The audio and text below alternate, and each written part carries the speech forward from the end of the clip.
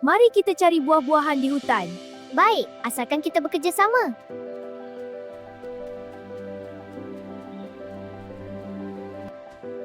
Wah, besar roti ni. Bagus, kita boleh makan bersama.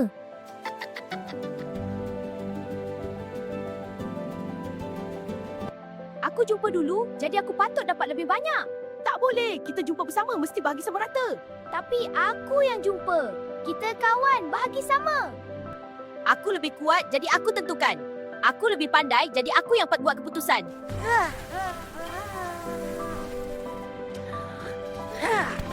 Mengapa kamu berdua bertengkar? Kami tidak sepakat membahagi roti ini. Masing-masing rasa betul. Kalau kamu terus bergaduh, roti ini pun tidak membawa manfaat. Sepakat itu membawa berkat.